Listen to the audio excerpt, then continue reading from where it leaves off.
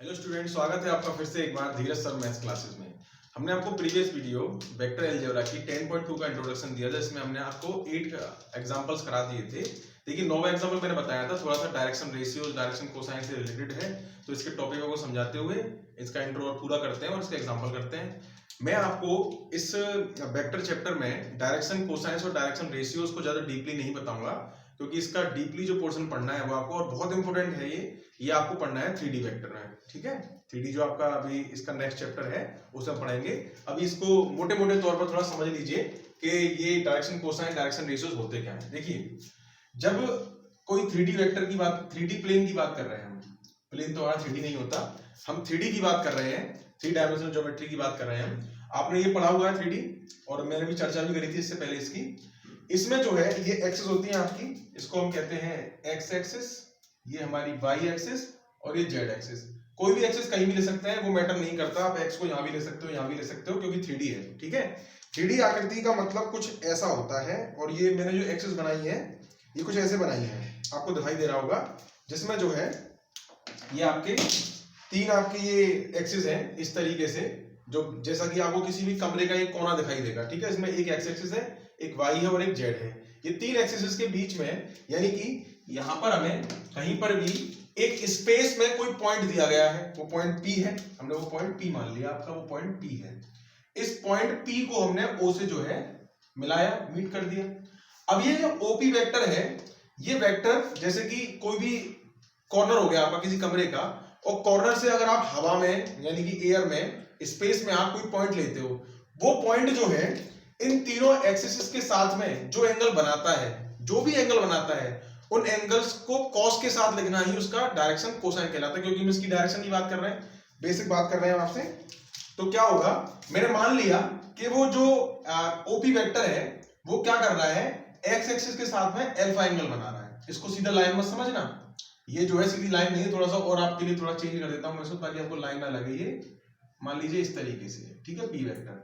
तो ये जो है ये ओपी के साथ में, ओपी वेक्टर जो है, ये ओपी वेक्टर जो है इसके साथ ये जो है अल्फा एंगल बना रहा है।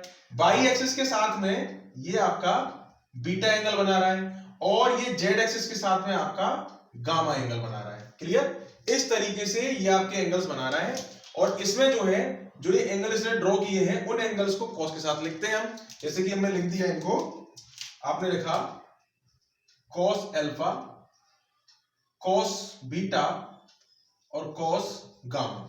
ये जो कॉस अल्फा, कॉस बीटा और कॉस गामा है, इसी को हम डायरेक्शन कोसाइन या दिक कॉसजाए कहते हैं हिंदी में। ठीक है, इनको हम जो है एल, एम और एन से डिनोट करते हैं। क्लियर? अब मान लीजिए ये जो यहां पर ये जो वेक्टर था ओपी वेक्टर, इसकी डायरेक्शन में इस ओपी वेक्टर को मैंने मान लिया कि ये एक आर वेक्टर है। क्लियर? ये एक आर वेक्टर है, ओपी वेक्टर। इस आर वेक्टर का मैग्नीट्यूड क्या होगा, ये आपको हम पहले बता चुके हैं कि आर वेक्टर का मैग्नीट्यूड क्या होता है।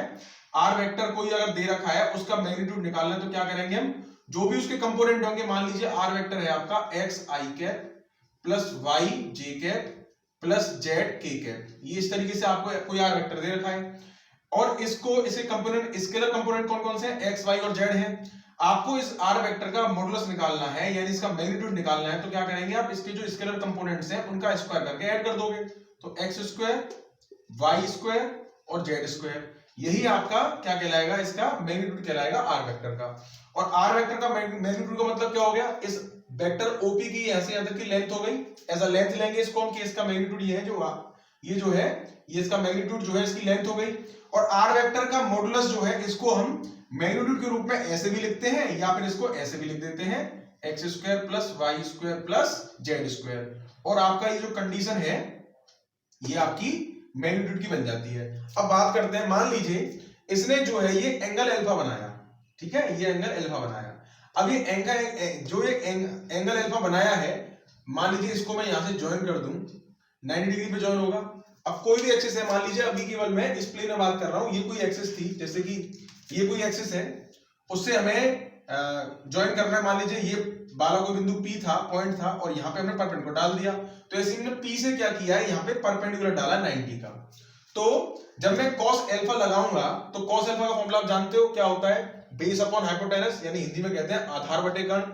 तो इसके लिए आधार ये होगा, यहाँ पे आधार यही तो होगा, और कर्ण क्या होगा, कर्ण ये होगा, ठीक है। अगर मैं परपेंडिकुलर डाल रहा हूं तो यहाँ पे ये आधार होगा और ये इसका कर्ण होगा। बात समझ में आ रही है। और ये डिस्टेंस जो होती है, यहाँ से परपेंडिकुलर डालते हैं, ये डिस्टेंस क्या होती है हमारी, एक्स ही तो होती है यहाँ पर। ये डिस्टेंस यहाँ से एक्स होगी एक्स एक्सिस पर, और यहाँ से परपेंडिकुलर डालूंगा तो ये वाली डिस्टेंस जो है वाई मानी जाएगी, तभी तो इसके कंपोनेंट बनते हैं पी के। क्या बनते हैं, एक्स आई, वाई जे और जेड के, जिसको मैं जब पॉइंट पे लिखता हूं तो के को और जे को और आई को हटा देता हूं, तो एक्स वाई जेड इसके कोऑर्डिनेट बन जाते हैं, एक्स वाई जेड। तो ये डिस्टेंस एक्स होती है, ये वाई होती है, और ये यहां से परपेंडिकुलर पे डालूंगा तो ये क्या कहलाएगी, ये आपकी जेड डिस्टेंस कहलाएगी, यहां से लेके यहां तक की। तो इसके आधार पर जब बेस अपॉन हाइपोटेनस करूंगा तो क्या बनेगा, cos अल्फा बराबर x अपॉन r वेक्टर का मॉडुलस, ये बनेगा। cos बीटा बराबर, cos बीटा के लिए ये y एक्सिस बेस है, तो y अपॉन r वेक्टर का मॉडुलस, और फिर ऐसे ही ये आपका बनेगा cos गामा इक्वल टू बनेगा यहां से z अपॉन r वेक्टर का मॉडुलस, यानी कि इसका ये क्या हो गया, ये आपके मैग्नीट्यूड हो गया, जिसको हम x upon r, y upon r और z अपॉन r भी कह सकते हैं इस तरीके से। तो यही आपके डायरेक्शन कोसाइन कहलाते हैं, x upon r, y upon r और z अपॉन r, यानी कि जो कंपोनेंट दे रखे हैं आपको किसी भी वेक्टर के, उन वेक्टर्स के कंपोनेंट्स को लेना है और उसमें r का डिवाइड करना है। r मींस r का मॉडुलस, यानी कि इसका मैग्नीट्यूड का डिवाइड करना है, तो आपको आपके डायरेक्शन कोसाइन मिल जाएंगे। सिंपल वे में बता रहा हूं, कोई ज्यादा डीपली में, जब मैं ज्यादा इसमें घुस भी नहीं रहा, जो आपको 3D में पढ़ना पड़ेगा। अभी केवल इसको समझ लीजिए, क्योंकि ये क्वेश्चन करने के लिए हमें जरूरी है समझना, और बहुत ही सिंपल भाषा में आप इसको, इस चीज को समझिए अच्छे से कि बस यही होता है और कुछ नहीं होता है इसके अलावा। कि क्या होता है डायरेक्शन कोसाइन, यानी कि जो भी वेक्टर दे रखा है उसका एक्स एक्सिस, वाई एक्सिस और जेड एक्सिस से जो एंगल बन रहा है, अल्फा बीटा गामा, जो एंगल बन रहा है, उन एंगलों को ही लेना है केवल हमें। ये एंगल बनना था ना अल्फा बीटा गामा को कॉस के साथ में लेना है, कोसाइन के साथ में लेना है, वही आपके डायरेक्शन कोसाइन कहलाएंगे। और इनकी वैल्यू कैसे निकलती है, बेस अपॉन हाइपोटेनस से देख लो, ये यहां से देख लो। इसका मतलब क्या हुआ कि कोई आर वेक्टर है, अच्छा आर वेक्टर का हमने आपको सिखाया था यूनिट वेक्टर निकालना कैसे निकालते हैं। किसी भी वेक्टर का यूनिट वेक्टर निकालना हो, जैसे कोई मान लीजिए ए वेक्टर दे रखा है, उसके कंपोनेंट दे रखे हैं एक्स आई कैप प्लस वाई जे कैप प्लस जेड के कैप, क्लियर। और आपसे कह रहा है इसका मॉडुलस निकाल, आप इसका इकाई सदिश या एकांक वेक्टर या यूनिट वेक्टर निकालिए, तो आप ए कैप निकालेंगे, जो कि a vector upon a vector का मॉडुलस होगा। सेम यही चीज तो आ गई, r vector upon r vector का मॉडुलस, जो हम यहाँ पे कर रहे हैं r vector upon r vector का मॉडुलस, लेकिन यहाँ पे क्या किया हमने, अलग अलग लिख दिया सबको। तो वही काम आपको करना है, मतलब डायरेक्शन कोसाइन जब भी आपसे पूछेगा, आपको सबसे पहले यूनिट वेक्टर निकालना है। तो क्या करेंगे हम, ए वेक्टर एक्स आई प्लस वाई जे प्लस जेड के अपॉन ए वेक्टर का मॉडुलस, यही तो आएगा नीचे। और ये अब इसको सबके नीचे लिख दूं तो क्या बनेगा, एक्स अपॉन ए वेक्टर का modulus I cap plus Y upon a vector का modulus J cap plus Z upon a vector का मॉडुलस के कैप, इस तरीके से बनेगा।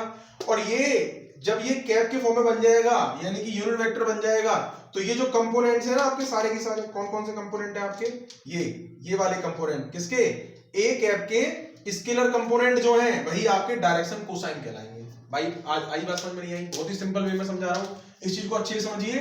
क्या करना है, कोई भी वेक्टर दे रखा है, आपको उस वेक्टर के अगर डायरेक्शन कोसाइन निकालने हैं तो आप क्या करेंगे, डायरेक्ट उसका पहले आप निकालेंगे यूनिट वेक्टर। यूनिट वेक्टर अगर आपको मिल गया, यूनिट वेक्टर आप निकालना जानते हो, वेक्टर में उसके मॉडुलस यानी कि उसके मापांक या फिर जैसे मैग्नीट्यूड या परिमाण कहते हैं, उसका हम डिवाइड कर देंगे। डिवाइड करने में सबको अलग अलग लिख देंगे।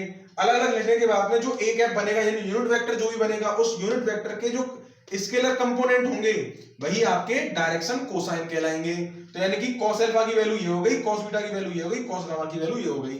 यहाँ पे ये a का मॉडुलस क्या है, a का मॉडुलस क्या है, x square plus Y square plus Z square. ये तो हम निकालना सीख चुके हैं पहले ही, कि ये जब भी आपको परिमाण निकालना है, इसका मैग्नीट्यूड निकालना है, तो क्या करोगे आप, इस तरीके से निकालोगे। यानी कि हर एक के नीचे ये चीज आ रही है। अच्छा, इसको हमने एल का नाम दिया था, यानी एल की वैल्यू हमारी ये है, एम की वैल्यू ये है और एन की वैल्यू हमारी ये रही।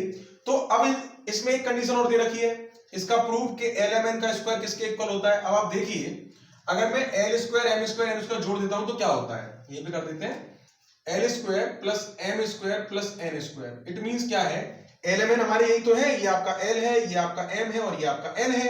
इन तीनों मानों को क्या करना है, स्क्वायर करके जोड़ना, जो मैं यहां भी बताया था आपको। तो क्या होगा, X square upon A modulus का square plus Y square upon A modulus का square plus Z square upon A modulus का स्क्वायर। इस तरीके से आएगा। एल एम एन का हमने जो वैल्यू थी, ये एल एम एन की वैल्यू थी, यही हमारे डायरेक्शन कोसाइन थे, इनको स्क्वायर करके जोड़ा तो देखिए तीनों एक जैसे हैं, नीचे स्क्वायर आ गया, ए मॉडुलस का स्क्वायर एक जैसा है, एलसीएम ले लिया, ऊपर आएगा x square plus Y square plus Z square.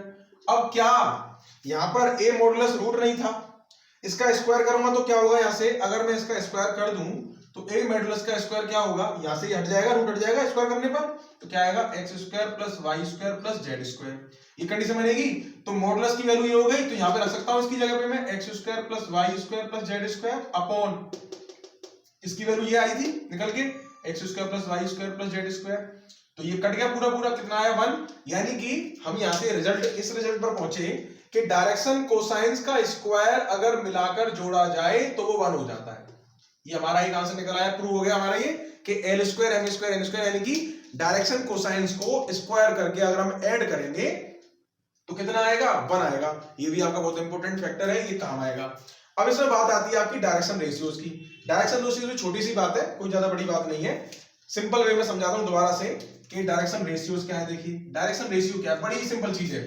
अगर आपके डायरेक्शन कोसाइन कुछ संख्याओं के साथ, कुछ नंबर्स के साथ, कुछ एलिमेंट्स के साथ L upon A equal to M upon B equal to N upon C की फॉर्म में आ जाए, क्या, L upon A M upon B और एन अपॉन सी, यानी कि एल एम और एन डायरेक्शन कोसाइन से, उनमें कुछ ऐसी संख्याओं का डिवाइड किया जाए जिससे ये इक्वल हो जाए, तो उन संख्याओं को एबीसी को हम क्या कहते हैं, डायरेक्शन रेशियोज कहते हैं। क्या कहते हैं, डायरेक्शन रेशियोज।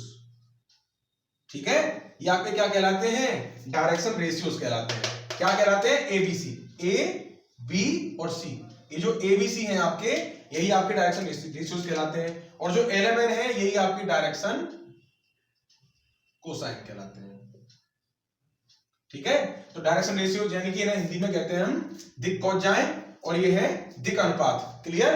अच्छा, अब ये बात समझिए, अब ये L upon A M upon B N upon C की फॉर्म में होंगे, डायरेक्शन रेशियोज होंगे, लेकिन इससे भी सिंपल है इसे करना, समझना, जितना आपको सिंपल लग रहा है उससे भी सिंपल इसे करना है। यानी कि आपको करना क्या है, किसी भी क्वेश्चन में मान लीजिए ए वेक्टर दे रखा है और आपसे इसके डायरेक्शन रेशियोज पूछे, तो जो आई जे और के स्केलर कंपोनेंट है ना, वही आपके डायरेक्शन रेशियो होते हैं। क्योंकि जब एलएमएन को आप रेशियो के रूप में लिखोगे तो जितने भी ये बटे वाली फॉर्म है ये कट जाएंगी, खाली एक्स वाई जेड बचेगा, और यही आपके डायरेक्शन रेशियो कहलाते हैं। तो आपको कुछ नहीं करना, डायरेक्शन रेशियो निकालने तो क्या करेंगे, जो कंपोनेंट है ये और ये, इन्हीं को हम क्या कह देते हैं, डायरेक्शन रेशियोज। तो कितना सिंपल था इसे समझना। तो अब देखिए एक बार फिर से समझाता हूं बहुत ही सिंपल तरीके से, direction cosine direction ratio. Direction ratio निकालने हैं, डायरेक्ट जो आपके कंपोनेंट है आई जे और के स्केलर कंपोनेंट, वो आपके डायरेक्शन रेशियो हो गए। फिर आपको डायरेक्शन कोसाइन निकालने हैं, तो आपको सबसे पहले क्या बनाना है, यूनिट वेक्टर बनाना है, यानी कि इसके मैग्नीट्यूड का डिवाइड करना है, जो अलग अलग डिवाइड करके आएगा वो आपके डायरेक्शन कोसाइन कहलाएंगे। इस वे से आप इस क्वेश्चन को आसानी से कर सकते हो। तो इसको पॉज करके पहले नोट करिए, फिर मैं आपको एग्जांपल कराता हूं बड़े ही सिंपल तरीके से। ठीक है, देखिए एग्जांपल 9 आपको दिया हुआ है, इसमें क्या करना है, आपको डायरेक्शन रेशियोज निकालने हैं। तो क्या होगा, डायरेक्शन रेशियोज क्या होंगे, डायरेक्शन रेशियोज क्या होंगे, क्या कहा था मैंने अभी, जो वेक्टर दिया हुआ है उस वेक्टर के आई जे के जो स्केलर कंपोनेंट्स हैं वही आपके डायरेक्शन रेशियो कहलाते हैं। इसका मतलब क्या होगा, डायरेक्शन रेशियो क्या होगा, इसका कोएफिशिएंट क्या है 1, इसका क्या है 1, इसका क्या है -2। It means a equal to 1, b equal to 1 और c इक्वल टू -2। ये आपके डायरेक्शन रेशियोज हो गए, एक आंसर निकल आया। दूसरी बात इसने पूछी, इसके डायरेक्शन कोसाइंस निकालिए। कोसाइन के लिए क्या करना पड़ेगा, पहले हमें a वेक्टर का मॉडुलस यानी कि मैग्नीट्यूड निकालना पड़ेगा, जो क्या हुआ, इसका कंपोनेंट 1 का स्क्वायर प्लस 1 का स्क्वायर, इसे घटक कहते हैं कंपोनेंट को हिंदी में, माइनस प्लस -2 का स्क्वायर रूट के अंदर, यानी कि 1 + 1 + 4 इट मींस √6। √6 आपका क्या आया, ए मॉडुलस की वैल्यू आ गई। इसके बाद क्या करना है आपको, डायरेक्शन कोसाइन निकालने हैं तो मैंने बताया था आपको, सीधा आप क्या करेंगे, वेक्टर का कैप निकालिए, यानी कि ये से यूनिट वेक्टर बनाइए। तो क्या होगा, ए वेक्टर का cap equal to 1/√6 i cap plus 1/√6 j cap minus 2/√6 k cap. क्या किया, 1 और -2 में √6 से डिवाइड कर दिया, जो हमने निकाला था। अब यहां पर जो ये बने हैं ना, ये वाली कंडीशन जो बनी है, कौन कौन सी, ये जो कंडीशन बनी है ये वाली, यही कंडीशन जो है आपकी क्या कहलाएंगी, डायरेक्शन कोसाइन कहलाएंगी। तो डायरेक्शन कोसाइन लिख देते हैं यहाँ पे हम। तो L equal to cos alpha equal to -1/√6, M equal to cos beta equal to 1/√6 and LMN equal to cos gamma equal to -2/√6।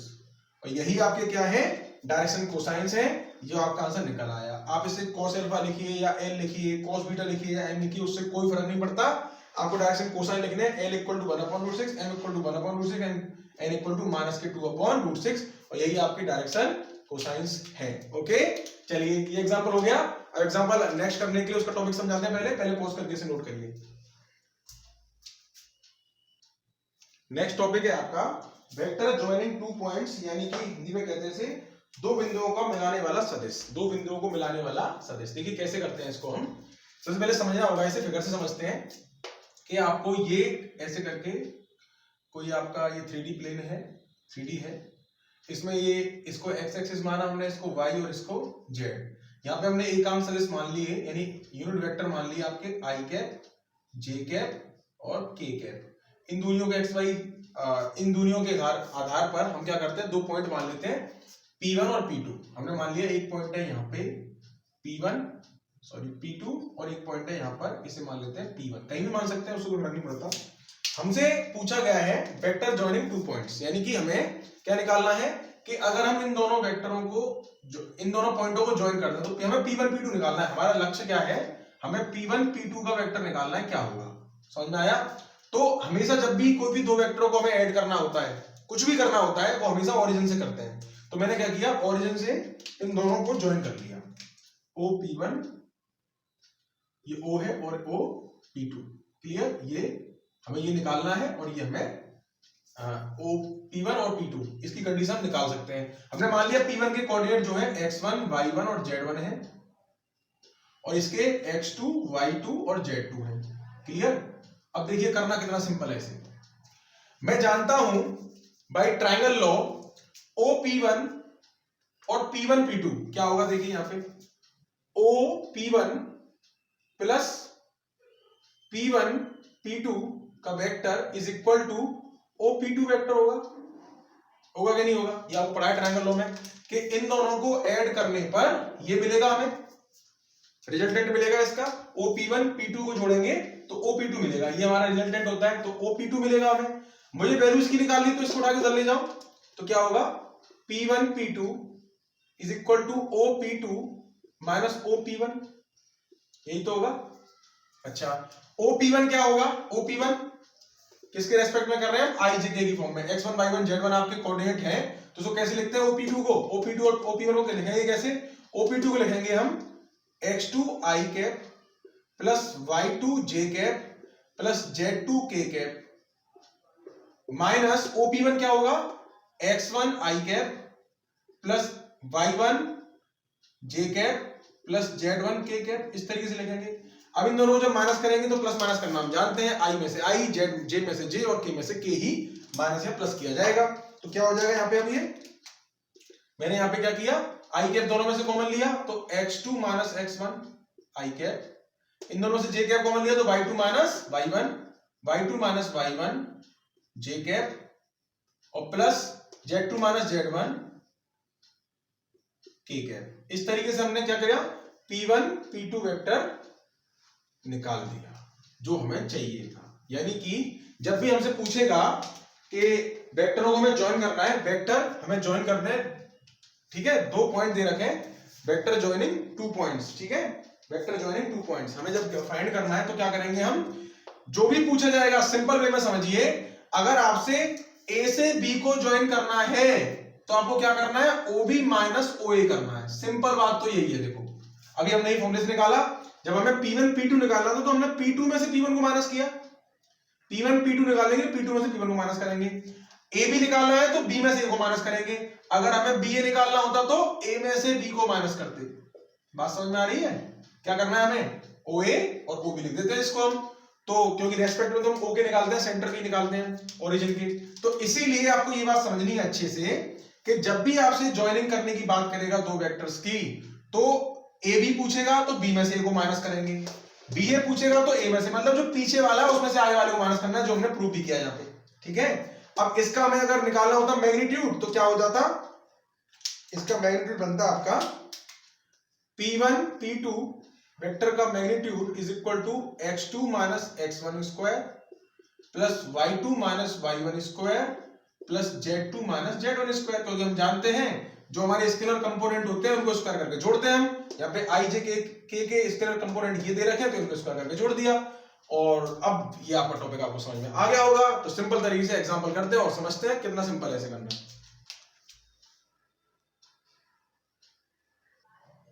देखिए नेक्स्ट क्वेश्चन हमें दे रखा है, बिंदुओं P और Q को मिलाने वाले रेखाखंड PQ के रूप में हमें क्या करना है, दृष्टि सदिश ज्ञात करना है। यानी कि इंग्लिश में हम पढ़ेंगे इसे, हमसे फाइंड करने ही कह रहा है, find the vector joining the point P and Q directed from P to Q। P to Q की बात कर रहा है, तो मैंने आपको बताया अभी, जब आपको PQ निकालना है वेक्टर तो आप क्या करेंगे,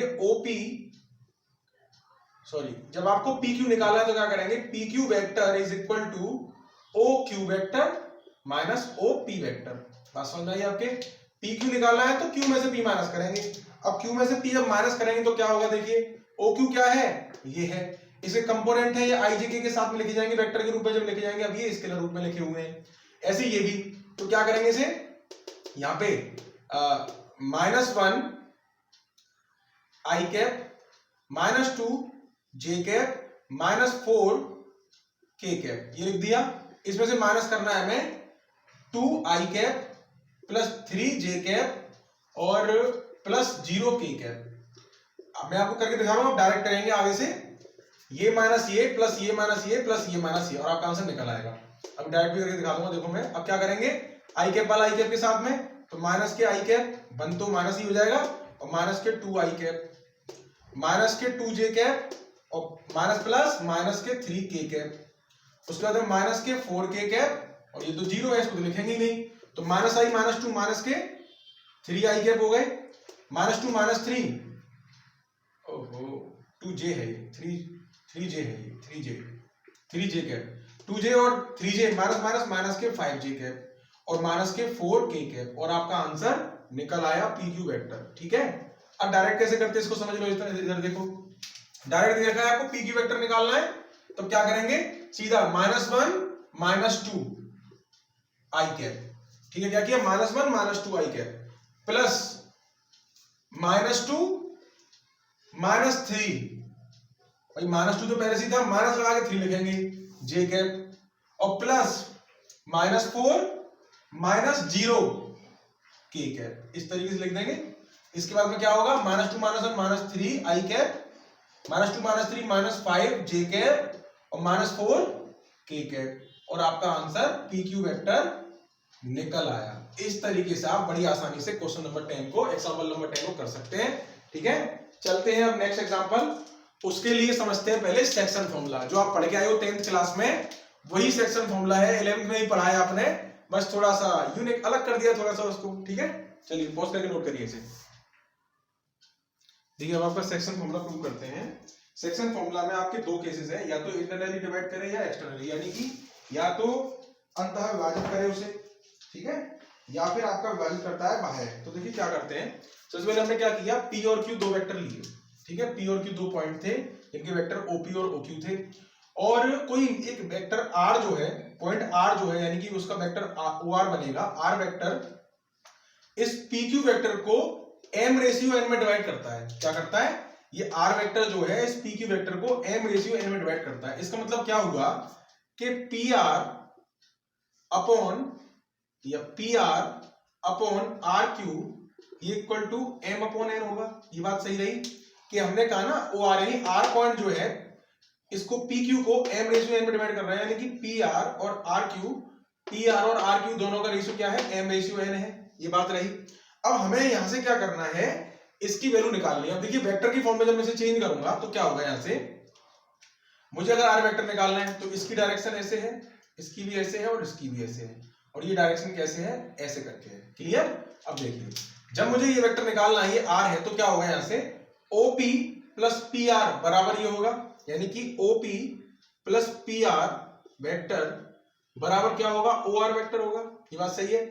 यानी कि यहां से अगर मैं बात निकालूं पी आर की, पी आर मुझे निकालना है, तो पी आर की वैल्यू क्या आएगी, ओ आर माइनस के ओपी वेक्टर निकल के आएगी। अब इस चीज को आप यहां से रट लेना, अच्छी तरह से याद कर लेना इसे। जब हम पी आर की बात कर रहे हैं, पी आर निकालना है, तो क्या होगा, इसमें से ये माइनस करने पे निकलेगा, ये तो हुआ है देखो, सॉरी इसमें से ये माइनस करने पे निकलेगा ओ आर माइनस ओपी। भाई बड़ा वाला मैग्नीट्यूड तो यही था, तो इसमें से ये माइनस करेंगे हम, तो ओ आर में से ओपी माइनस करने पर ये निकला है। ऐसे ही इसमें से ये माइनस करूंगा तो ये निकलेगा, सेम कंडीशन यही लगेगी। ये बात आपने समझ में आई। पी आर क्या किया था हमने, ओपी प्लस पी आर बराबर ओ आर था, हमें पी आर निकालना तो ओपी को उठा के ले गए। भाई जब ये मैग्नीट्यूड है इनका, सॉरी जब ये इसका रिजल्टेंट है तो इन दोनों को ऐड करके बना है ये, तो यानी ये बड़ी वैल्यू है, इसमें से ये माइनस करूंगा तभी तो ये निकल के आएगी। तो वही कंडीशन यहाँ पे, इसका और इसका रिजल्टेंट ये है, तो इसको निकालने के लिए इसमें से ये माइनस करना पड़ेगा, जो मैंने यहाँ पे किया था। ओ आर में से ओपी माइनस किया तो पी आर आया, ओ आर में से ओपी माइनस किया तो पी आर आया। चलिए ओ आर क्या था हमारा, आर था, यानी आर वेक्टर, और ओपी क्या था हमारा, ए वेक्टर माइनस ए वेक्टर बराबर क्या था, पी आर वेक्टर। ये आपकी एक कंडीशन बन गई, ये आपकी कंडीशन बन गई। अब आपको निकालना है ओ क्यू। सेम ऐसे यहाँ पर जब हमने पी आर निकाला तो इसमें से ये माइनस किया, अब यहाँ पे इन दोनों का रिजल्टेंट ये है, तो जब हम क्यू आर निकालेंगे तो इसमें से इसको माइनस करेंगे, तो क्यू आर का हो जाएगा q r vector is equal to b vector minus k r vector. बात समझ में आ रहा है। इसका और इसका रिजल्टेंट, क्योंकि इसकी डायरेक्शन इधर है, तो इसका और इसका रिजल्टेंट यही तो बनेगा, तो इसमें से ये माइनस करूंगा तब ये बनेगा। तो आर क्यू कैसे निकलेगा, क्यू आर नहीं r q, sorry r q आपका, क्योंकि यही कंडीशन मेन है यहाँ पे, क्योंकि डायरेक्शन चेंज करने पर साइन नेगेटिव लग जाता है। अब ये आर क्यू लिखा मैंने, आर क्यू कैसे निकलेगा, इसमें से ये माइनस करके, तो b vector minus are vector कर दिया।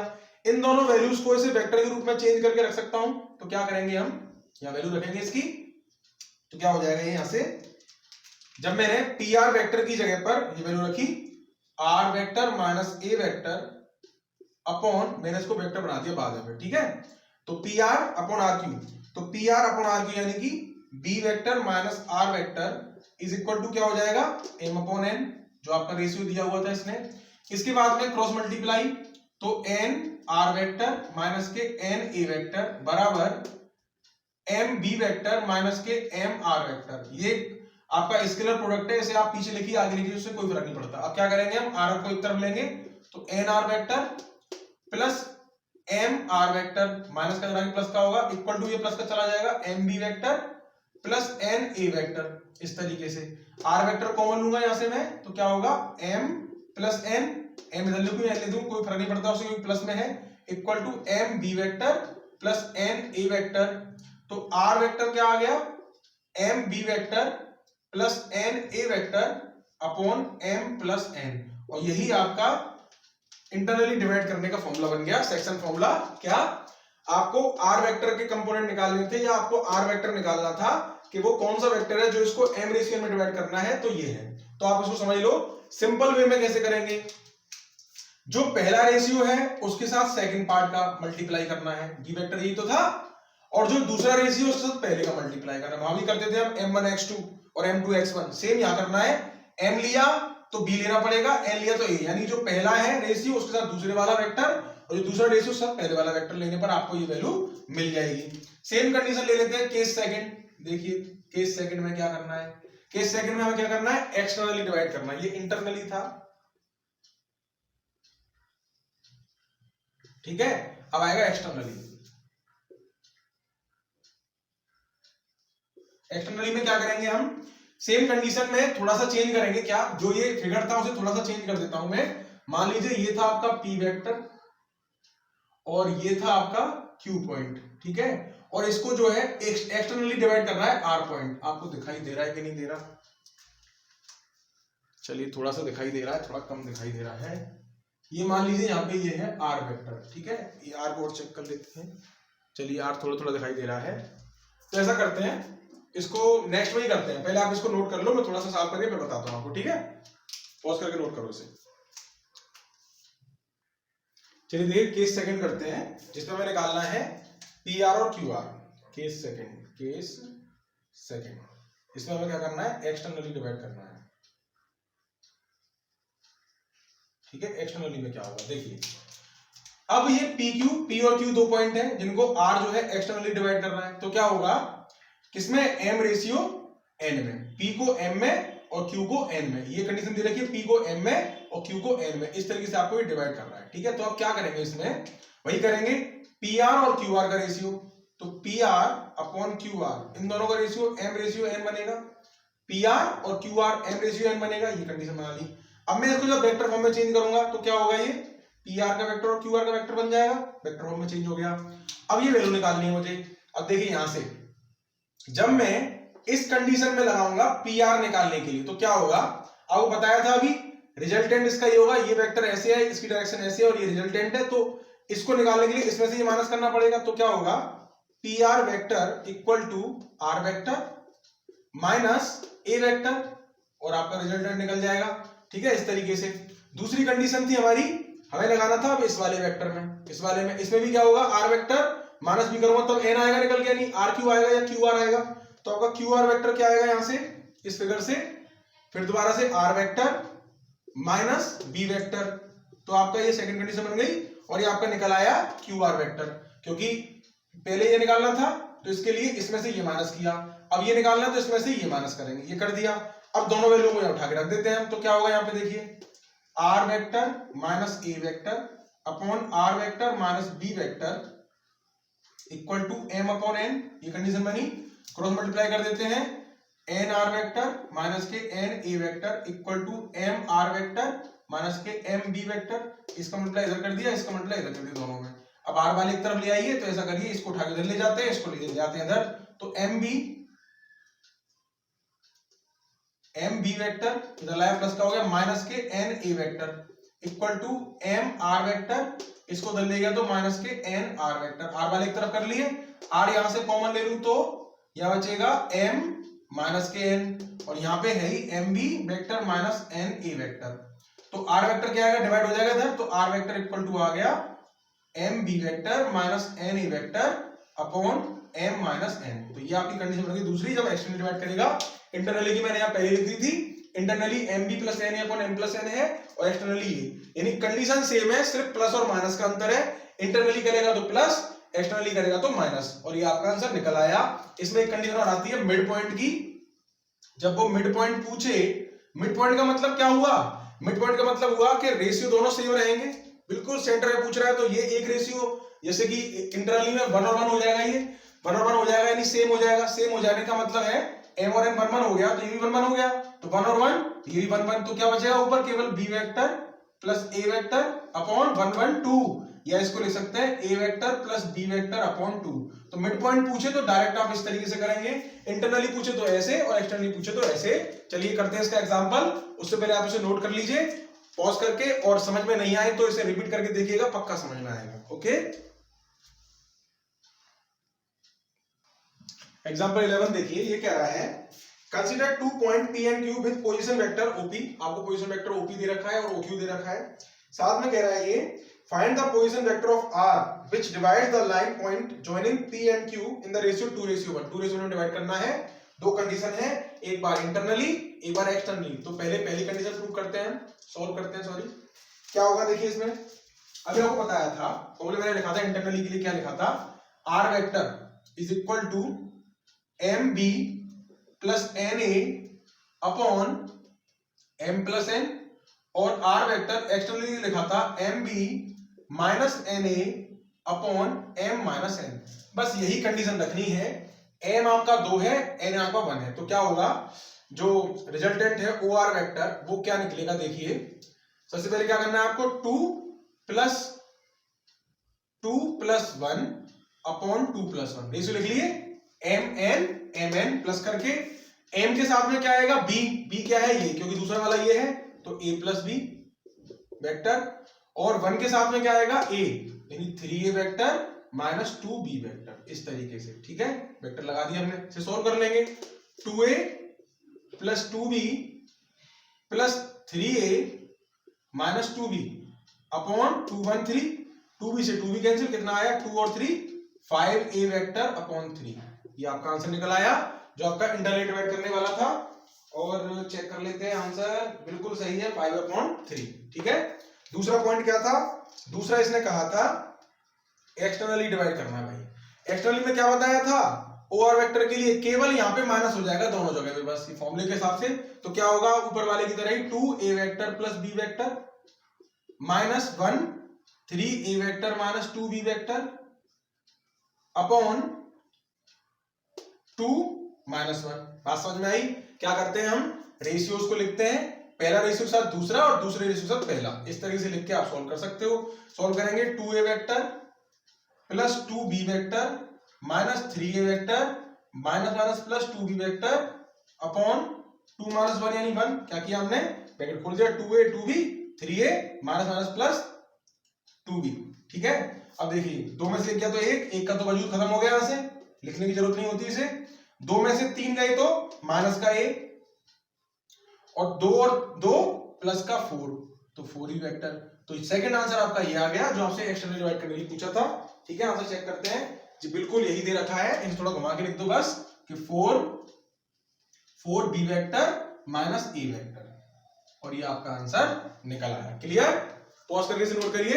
एग्जांपल 12 करते हैं।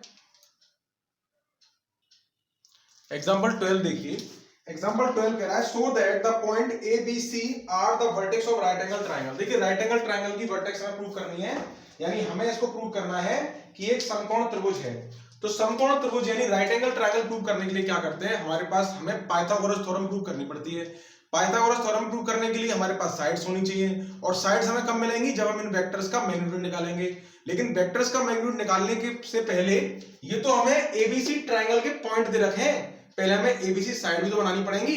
तो हमारी एबी बीसी और सीए जो हम साइड्स हैं वो निकाल लेते हैं। सबसे पहले हम क्या करेंगे, साइड ए बी निकालेंगे। साइड ए बी क्या होगी, देखिए साइड ए बी निकालेंगे यानी हम ए बी वेक्टर निकालेंगे। वो क्या निकलेगा आपका, बताया था जब ए बी निकालना हो तो क्या करते हैं, बी में से ए माइनस करते हैं, यानी से component 1 minus K 2 I cap plus minus 3 minus minus K 1 J cap plus minus 5 minus K 1 के कैप। ये बात समझ में आई कि नहीं आई? दोबारा समझाता हूं मैं। क्या करना है, ए बी निकालना है तो बी में से ए को माइनस करना है। तो आई के साथ 1 है, यहाँ 2 है, तो 1 माइनस 2 कर दिया। यहाँ माइनस 3 है, फिर माइनस लगा के माइनस का इसके साथ 1 है तो जे का कर दिया। फिर के लिए माइनस 5 पहले से था और ये प्लस था तो माइनस 1, क्योंकि माइनस करते हैं माइनस 5 माइनस के 1 आ गया। ये सोल्व करने पे क्या आया, माइनस 2 माइनस 1 यानी माइनस का आई कैप माइनस 3, ये हो जाएगा माइनस माइनस 1, प्लस का हो जाएगा, ये कट जाएंगे, प्लस हो जाएगा माइनस 3 और प्लस का 1 कितना हो जाएगा, माइनस का 2, तो माइनस का 2 जे कैप हो गया। माइनस 5 माइनस 1 यानी कि माइनस का 6 के कैप हो गया। ये निकल आया ए वेक्टर। अब आपको क्या निकालना है, बीसी वेक्टर निकालना है। बीसी वेक्टर निकाल लीजिए।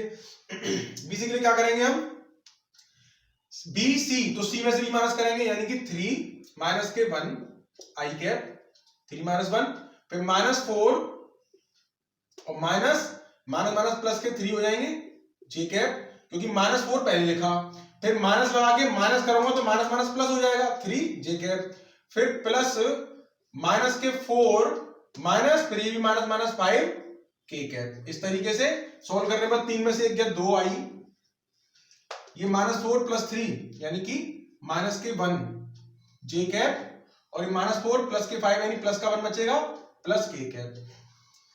अब देखिए यहां पे आप चाहे सीए निकालो या एसी निकालो, उससे कोई फर्क नहीं पड़ने वाला, क्योंकि एसी सीए ट्रायंगल लॉ कहती है, उसमें यहाँ पे एसी या सीए निकालने में डायरेक्शन तो आपकी चेंज हो सकती है, लेकिन मैग्नीट्यूड हमेशा नेगेटिव का भी पॉजिटिव हो जाता है, इसलिए हम क्या करते हैं, कुछ भी निकाल सकते हैं। तो फिर हम यहाँ पे क्या करते हैं, ए बी निकाला, बी सी निकाला, तो सी ए निकाल लो। तो सी ए वेक्टर क्या होगा, सी ए निकालना है तो ए में से सी माइनस करना पड़ेगा, यानी कि 2 माइनस के 3 आई कैप, फिर माइनस के प्लस माइनस के 1 और माइनस माइनस प्लस के 4 हो जाएंगे, जे कैप। इसमें से माइनस करूंगा, -1 माइनस माइनस प्लस 4 जे कैप हो गए। उसके बाद में फिर प्लस 1 माइनस माइनस प्लस 4 के कैप हो गए। क्लियर? इसको सॉल्व करूंगा तो मैं क्या आएगा, 2 में से 3 गया माइनस के 1 आई कैप, 4 में से 1 गया तो प्लस के 3 जे कैप, और 4 और 1 प्लस के 5 के कैप। ये आपके निकल आए A B B C C A, sides निकल आई वेक्टर फॉर्म में। अब ये क्योंकि हमें पॉइंट दे रखे थे, अगर ये पहले से हमें साइड दे रखी होती तो डायरेक्ट हम इनके मैग्नीट्यूड निकाल लेते, परिमाण निकाल लेते, लेकिन ये हमें पॉइंट दे रखे थे वर्टेक्स के, ट्रायंगल के, इसलिए हमें क्या करना पड़ा, पहले हमें इसकी साइड्स निकालनी पड़ी। अब साइड निकल गई, सभी साइड्स का मैग्नीट्यूड निकाल दो। मान लीजिए आप ए बी का मैग्नीट्यूड निकालते हो तो क्या होगा, 1 का स्क्वायर प्लस -2 का स्क्वायर प्लस -6 का स्क्वायर। इट मींस 1 प्लस 2 का स्क्वायर 4 प्लस 36, सोल्व करने पर आए 41 रूट में। तो इसका स्क्वायर कितना हो जाएगा, तो ए बी का स्क्वायर, यानी कि जब इसका प्रॉपर बाहर निकालेंगे इसे तो कितना है, क्योंकि हमें वैसे भी स्क्वायर निकालना है ना, जो हमारी साइड आई है निकल के, जो हमारी साइड आई है निकल के, हमें क्या करना पड़ता है, पाइथागोरस प्रूफ करने के लिए उन सबका स्क्वायर तो करना पड़ता है। कर्ण का स्क्वायर बराबर लंब का स्क्वायर प्लस आधार का स्क्वायर, या फिर hypotenuse square is equal to perpendicular square plus base square, ऐसे तो लिखना पड़ता है प्रूव करने के लिए। पाइथागोरस प्रूव हो जाएगी तो राइट एंगल हो जाएगा। तो ए बी का मोड निकल आया, ये साइड आ गई, इसका स्क्वायर कर लेंगे हम तो क्या होगा 41, क्योंकि इसका स्क्वायर करेंगे हम तो 41 बचेगा केवल। अब निकालते हैं बीसी का मैग्नीट्यूड क्या होगा, ये आया था आपका 2 का स्क्वायर प्लस 1 का स्क्वायर माइनस का और प्लस 1 का स्क्वायर, 2 का स्क्वायर माइनस 1 का स्क्वायर माइनस प्लस 1 का स्क्वायर, तो 4 प्लस 1 ये आया। इसको 4 और 1 5 और 1 6 रूट में 6 आया। इसको सॉल्व करूंगा मैं, बीसी का स्क्वायर करूंगा साइड का वेक्टर का, तो क्या होगा, हम क्योंकि यहाँ परिमाण यानी कि मैग्नीट्यूड निकाल चुके हैं तो क्या हो जाएगा 6 हो जाएगा केवल। अब निकालते हैं सीए। सीए था हमारा ये, यानी -1 का स्क्वायर प्लस 3 का स्क्वायर प्लस 5 का स्क्वायर, 1 का स्क्वायर प्लस 9 प्लस 25, 25 और 1 26, 26 और 9 आपके हो गए तुम्हारे 35, 26 और 9 35, यानी 35 और 9 25 और 9 हो गए 34 और 1 35, 35 आ गया रूट में। और जब मैं इसका स्क्वायर करूंगा, सीए का स्क्वायर करूंगा जब मैं मैग्नीट्यूड का इसके का, तो रूट 35 आएगा, बाहर निकल के 35 हो जाएगा। अब हमें दिखाई दे रहा है कि ए बी का square is equal to BC का स्क्वायर प्लस सीए का स्क्वायर है ना, 35 और 6 41 ही होते हैं ना, तो इन दोनों का स्क्वायर प्रूव हो रहा है, पाइथागोरस थ्योरम प्रूव हो रही है, तो कह देंगे yes it is a right angle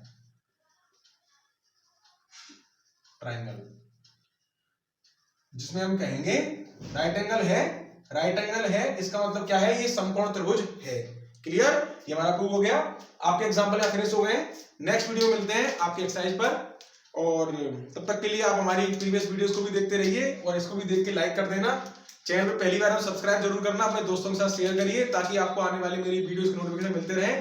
साथ में ही इस बात का याद रखिए कि हम जो है अलग अलग टॉपिक पर जो वीडियोस बनाते हैं उसको प्लेलिस्ट में डालते हैं। अगर आप इसके बाद में कंपटीशन की तैयारी करना चाहते हैं या कोई और एग्जाम देना चाहते हैं तो उसके हिसाब से प्लेलिस्ट बनी हुई है, आप उसमें जाके अपनी वीडियोस देख सकते हैं और अपनी तैयारी आगे की कर सकते हैं। ओके, तो मिलते हैं फिर नेक्स्ट वीडियो में। Thank you.